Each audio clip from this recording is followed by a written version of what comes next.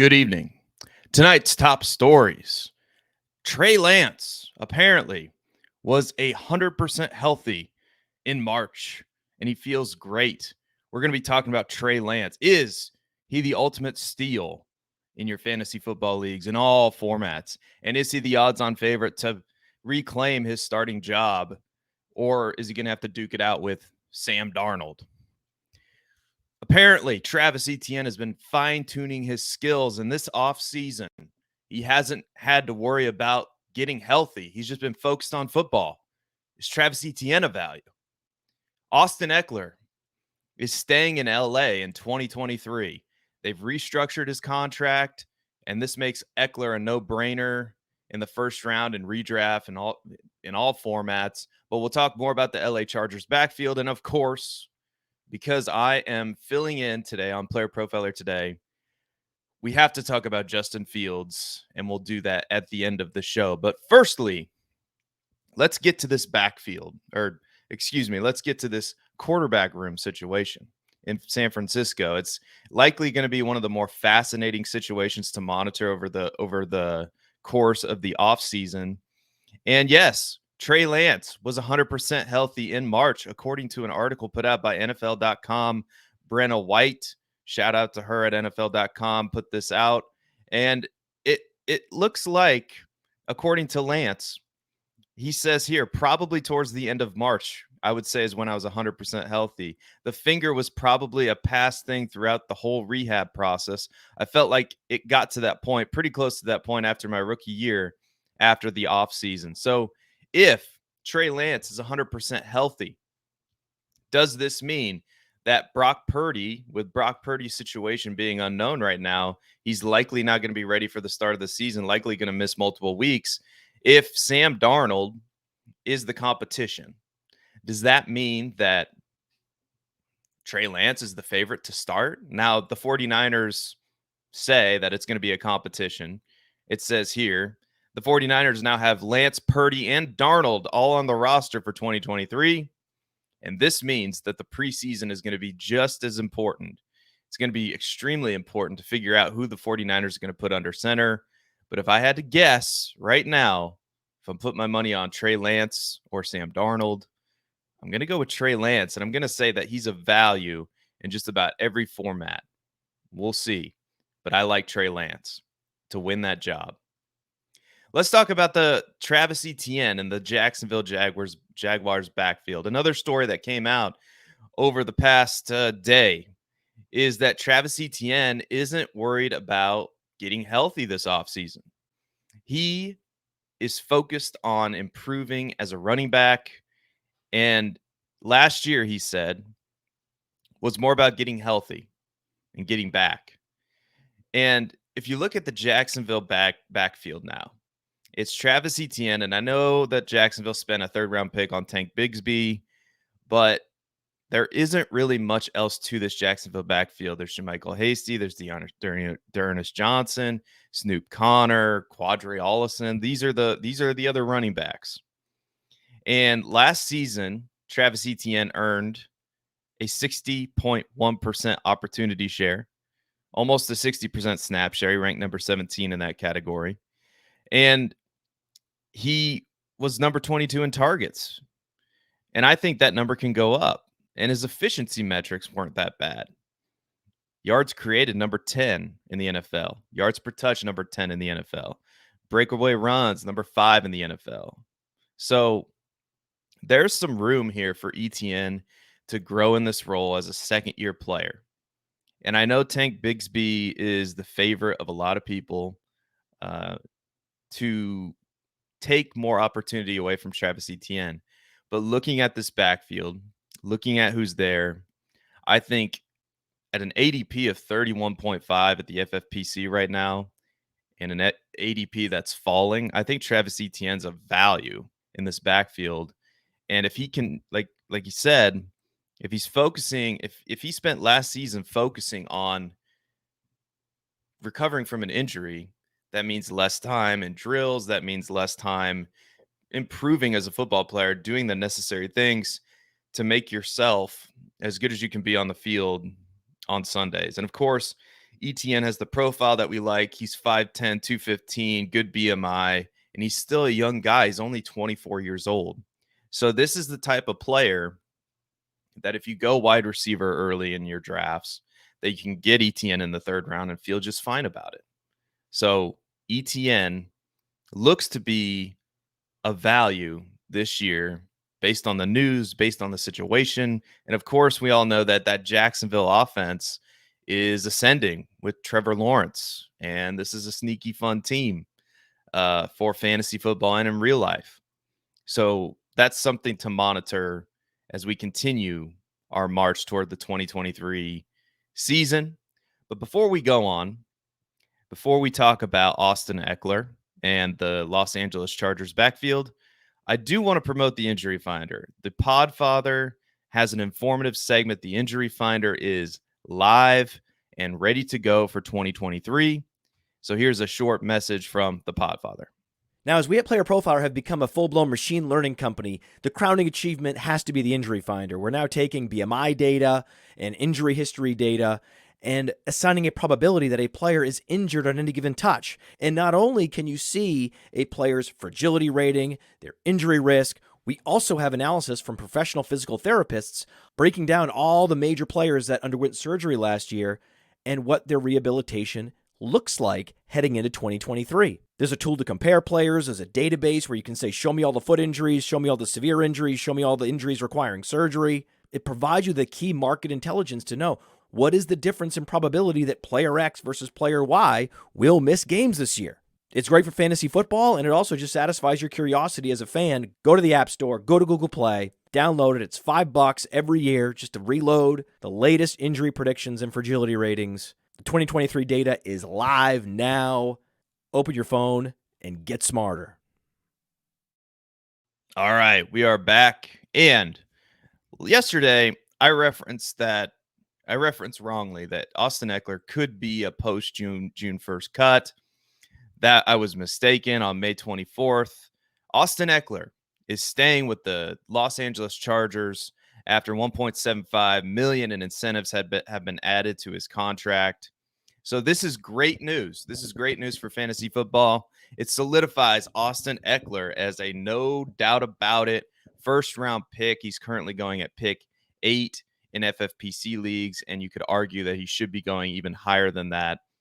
But the talk now, I mean, now that that's done, Austin Eckler, he's a Charger on this offense with Justin Herbert in a division that we like that's going to likely shoot out. We know the Chargers defense wasn't the greatest last year, so Austin Eckler, slot him in first round, no doubt about it, in single quarterback leagues. But what does that mean for the Chargers backfield? This is a lot of people on the surface think, not much to see here. Joshua Kelly, Isaiah Spiller, Larry Roundtree, yada, yada, yada. But if you look closely at the stats, and with Austin Eckler aging and likely wanting to take on less of a role in the offense as he gets older, Joshua Kelly's an interesting player. And he is next in line should there be an injury, should Austin Eckler have to miss any time. And last year, he only played in 13 games, 69 rushing attempts, 287 rushing yards, 4.2 yards per carry. But he's a guy with the best profile on the team. I mean, 80th percentile 40-yard dash, 78th percentile speed score, good size, early day 3 pick. He was picked in the 4th round 2020, and he's virtually free in drafts. And I know what you're thinking. I mean, Seth, the backup Chargers running back hasn't done diddly squat, including last year. And what about what's his face? What about Isaiah Spiller? Well, Spiller profiles as a much inferior athletically, an inferior athletic profile than Kelly. So I think Joshua Kelly, who's virtually free right now, with this news that Austin Eckler is coming back. Now, we could be on the lookout for a veteran signing. This could be a team that brings in a Fournette. I mean, that might make some sense. I don't know. But it sure looks like right now that Joshua Kelly is going to be the number 2 running back for the Chargers And that's interesting to me. And also, of course, what's interesting is the fact that Austin Eckler is coming back, staying in Los Angeles for 2023. So that's good for us. It's good for the Chargers, and that's good for fantasy football. Now, moving on to perhaps what I try to do every show, and that's to make it a Bears show. Justin Fields, right? And of course, it's early in the offseason. We need to take these things with a grain of salt. But Justin Fields, according to an NBC Chicago report, Justin Fields is progressing, and he's progressing well. According to his quarterback coach, and this is a quote, he's the only quarterback I know who really tries to throw 5 days a week. You almost have to hold him back. Justin is one of the fiercest competitors I've ever been around. And this solidifies and really backs up a lot of what I've been saying about Justin Fields. Now, if you watch the Writers Roundtable, if you pay attention to anything I say on Twitter, on shows, you know that I'm a big Justin Fields fan. And I try as an analyst here at Player Profiler to shove my love of the Bears to the side. I try to be fair and honest. I try to give you the straight facts. I feel like I do a decent job at that. But when you have his quarterback coach coming out and saying this guy is one of the fiercest competitors I've ever seen, who does that remind you of? It reminds me of Jalen Hurts, right? Jalen Hurts has the same makeup. These guys are both dogs. These guys are both leaders. And while Justin Fields has some things he needs to work on, right? He's not a perfect prospect. He needs to work on his accuracy. That seems to be exactly what he's doing. And we do need to remember that this is his quarterback coach, right? But the fact that these quotes are out there and Justin Fields is working in the offseason to improve his game. This is a quote. He's just being more consistent with my quick game stuff. I feel like down the field I'm pretty accurate. So and that the stats would show that the intermediate passing game was a strength for Justin Fields. And who works the intermediate section of the field? A receiver like DJ Moore, right? Now Darnell Mooney can stretch the field. Cole Kmet, intermediate spot of the field. The quick game, getting the ball out of his hand quickly to athletes in the system. And who does that remind you? What do you think of when you get the ball out quick? Who does that? Who does that? Like, what player comes to mind in the Bears system that the Bears currently have? And getting the ball out quick, maybe out of the backfield, maybe one of the only running backs that the Bears have that's a do-all, can catch the ball, can block. And of course, I'm talking about Roschon Johnson. And this is why Roschon Johnson continues to be one of the best value picks this year in fantasy football, because he's the pure and simple. He's the best running back the Bears have. And I know Donta Foreman could be annoying in that system. He could likely Donta Foreman is probably the most trusted player right off the bat. But Donta Foreman doesn't catch passes. And if the Bears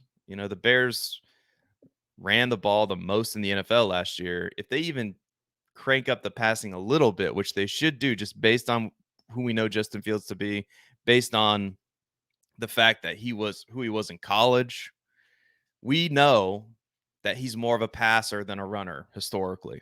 So if they crank up the pass volume even a little bit, that means more Roschon Johnson and Khalil Herbert. That doesn't mean more Donta Foreman, because Donta Foreman is not a threat in the passing game.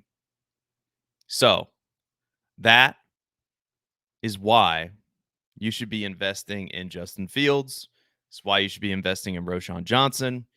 And if you're on Underdog, if you're doing drafts in the FFPC, you know that Justin Fields is easily stackable with Darnell Mooney, with Cole Kmet, even if you want to do a DJ Moore stack, that is also an option.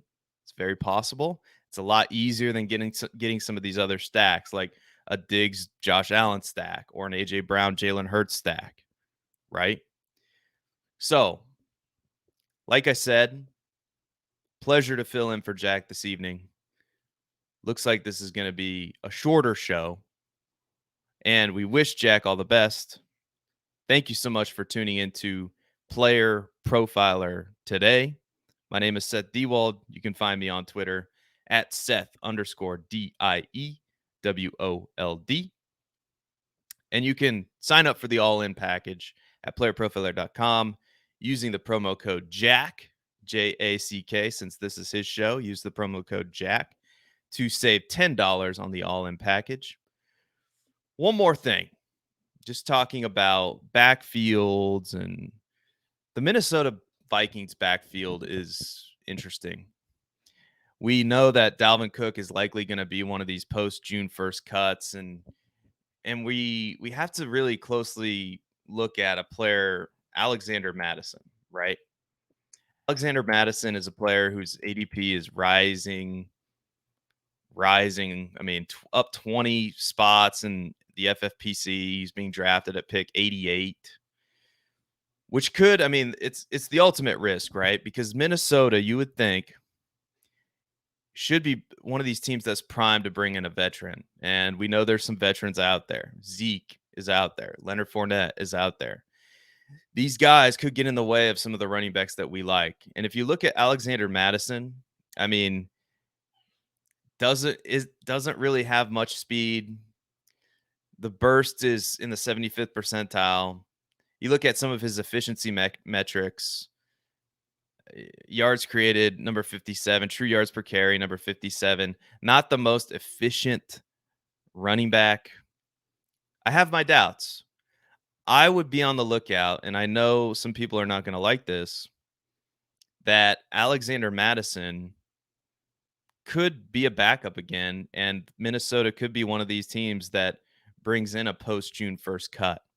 Maybe they bring back Dalvin Cook on a better deal. I don't know. Probably not. Probably not going to happen, right? But you never know. We'll see if that's what the direction that they go in. I mean, Alexander Mattison has caught passes in the past, 32 receptions in 2021. That's only 15 receptions last year, despite playing in, 17 games. I have my doubts on Alexander Mattison. It feels like his ADP creeping up there is a risk, and if you get him right now, it feels like you're getting him at his ceiling. And you look at some of the other Vikings running backs that are on the depth chart right now, and you wonder. I mean, it makes you wonder exactly who they're going to bring in, or if they're going to bring somebody in. I mean, Ty Chandler, Dwayne McBride, they did take a running back in the 7th round. Kene Nwangu. Is this really the backfield that they're going to trot out there? I don't know. I have my doubts. So if they choose not to add a running back, if they choose not to bring in, say, a Fournette or Zeke, then obviously I'm wrong. But I have my doubts. I'm skeptical of Alexander Mattison. But the NFC North is, just looking at the schedules, is going to be one of these divisions that you're going to want to target in these best ball drafts. I mean, you look at the Vikings schedule, you look at the Packers schedule, the Bears defense, the Lions defense. All these defenses weren't great last year, especially the Bears, especially the Lions. Now, I know the Lions did a lot to improve their defense, but I don't know. They're depending on a lot of younger players to do a lot for them, which, when you look at some of these backfields too in the NFC North, there's a lot of value to be had. I'm just kind of skeptical on Minnesota's backfield. Alexander Mattison, is he that good? Can he take on that 3-down running back role? I would probably be more interested in investing in a Ty Chandler, or who knows, McBride might be an option there. So we'll see. But for now, I think that's going to do Player Profiler today. I appreciate you guys hanging in there with me. We wish Jack, all the well wishes in the world.